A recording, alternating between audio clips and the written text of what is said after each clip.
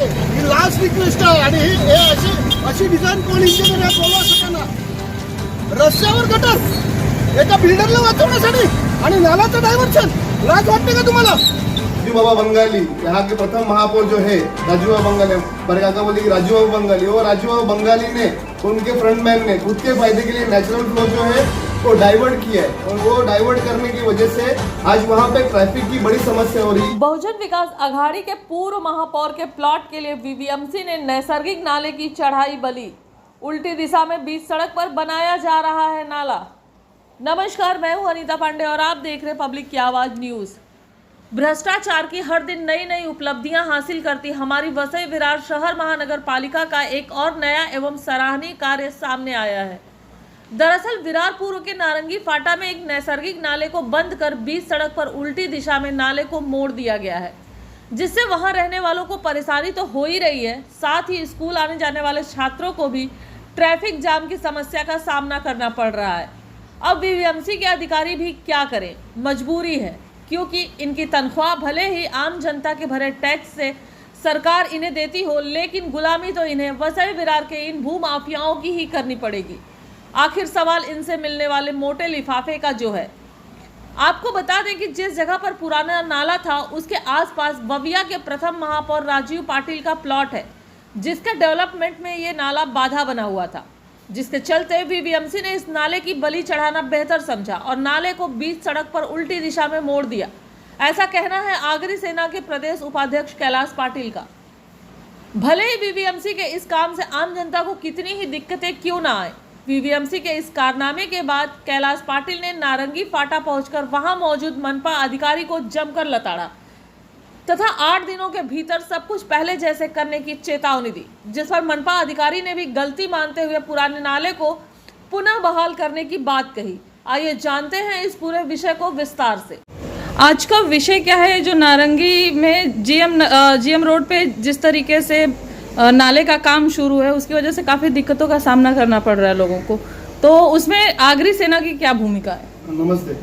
सबसे पहली बात यह है कि विरार पूर्व और विरार पश्चिम को अवजड़ वाहतुक जो होती है वो नारंगी फाटक से होती है और नारंगी फाटक में मेन रोड पे ही आज गटर का काम चालू है और नेचुरल जो फ्लो है वो डाइवर्ट किया है किसी एक बिल्डर के खुद के फायदे की वजह से. मतलब महानगर पालिका के अधिकारी और बिल्डर उनके फायदे के लिए कुछ राजू बाबा बंगाली, यहाँ के प्रथम महापौर जो है राजू बाबा बंगाली, मेरे काका बोले कि राजू बाबा बंगाली, वो राजू बाबा बंगाली ने उनके फ्रंटमैन ने खुद के फायदे के लिए नेचुरल फ्लो जो है वो डाइवर्ट किया है और वो डाइवर्ट करने की वजह से आज वहाँ पे ट्रैफिक की बड़ी समस्या हो रही है. इसका मेन रीजन ये है कि जो मुख्य रास्ता जो है वो रास्ते के ऊपर ही गटर का काम चालू है और 2-2, 3-3, 4-4 घंटे का पूरा ट्रैफिक जाम लगता है. अगर कोई लड़का और लड़की जो स्कूल में जाते हैं मुलजीभाई मेहता से, अगर वो 2 बजे छुट्टे हो तो घर पे आने के लिए उनको 5 बज जाते हैं.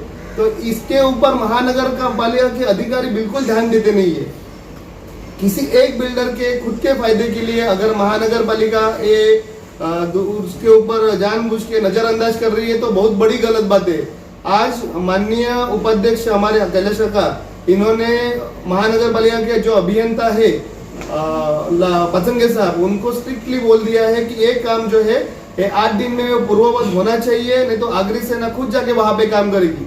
अगर लोगों को दिक्कत होती है और लोगों को समस्या होती है तो उसके लिए काका के नेतृत्व में आगरी सेना हमेशा अग्रेसर रहती है और हमेशा अग्रेसर रहेगी.